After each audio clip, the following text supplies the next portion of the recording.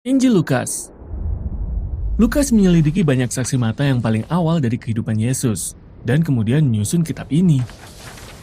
Kisahnya berawal di perbukitan Yerusalem, tempat nabi-nabi Israel zaman dahulu berkata bahwa suatu hari Allah sendiri akan datang untuk menegakkan kerajaannya di atas seluruh bumi.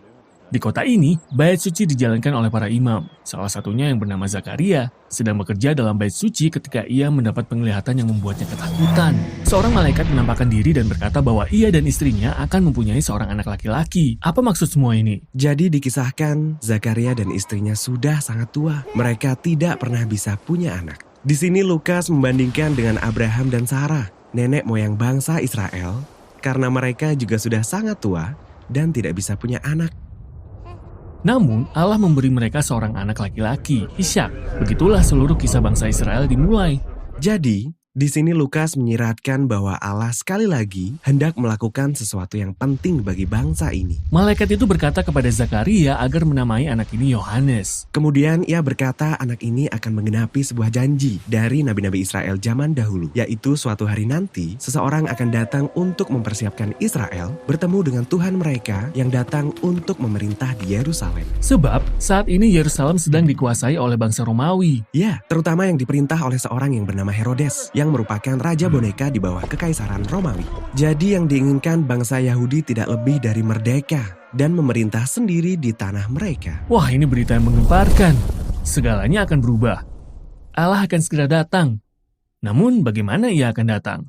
Nah, untuk mengetahuinya, Lukas membawa kita keluar dari Yerusalem, lalu naik ke kota kecil di perbukitan di daerah terpencil yang bernama Galilea. Di sana, kita akan menemukan seorang wanita muda bernama Maryam atau yang kita sebut Maria. Ia telah bertunangan dan akan menikah. Dan kemudian, seorang malaikat menampakkan diri kepada Maria dan berkata ia akan memiliki seorang anak laki-laki. Maria harus menamai dia Yesus, yang dalam bahasa Ibrani berarti Tuhan menyelamatkan. Dan ia akan menjadi raja seperti Daud yang akan memerintah umat Allah sampai selama-lamanya. Kemudian Maria bertanya, "Baik, tapi bagaimana hal ini mungkin terjadi? Karena aku seorang perawan."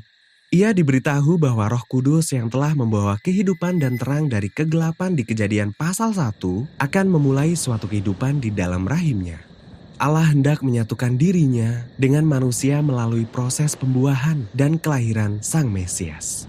Jadi, Maria yang berasal dari daerah terpencil, gadis tak dikenal, akan menjadi ibu dari seorang raja? Betul sekali. Bahkan, ia menyanyikan sebuah pujian bagaimana perubahan status sosialnya ini akan mengarah kepada sebuah gejolak yang lebih besar. Melalui putranya, Allah akan menurunkan para penguasa dari tahta mereka dan meninggikan orang-orang yang miskin dan hina. Ia hendak memutarbalikkan seluruh tatanan dunia. Jadi, ketika kandungan Maria sudah besar, ia dan tunangannya Yusuf harus pergi ke Bethlehem.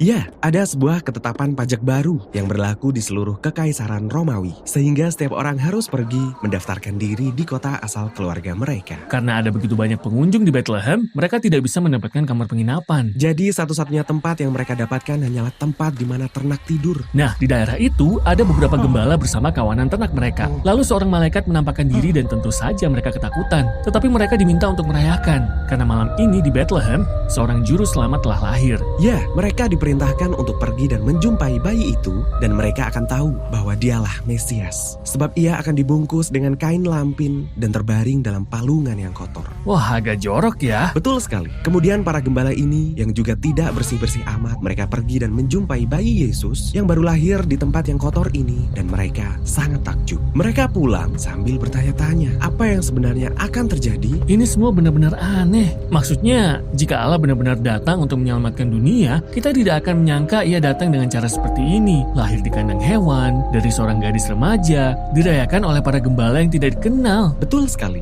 Jadi dalam kisah Lukas, segalanya menjadi serba terbalik dan itulah intinya. Lukas menunjukkan bagaimana kerajaan Allah pertama-tama dinyatakan di tempat-tempat yang kotor, di antara orang-orang miskin, karena Yesus hadir untuk membawa keselamatan dengan memutarbalikkan tatanan dunia kita.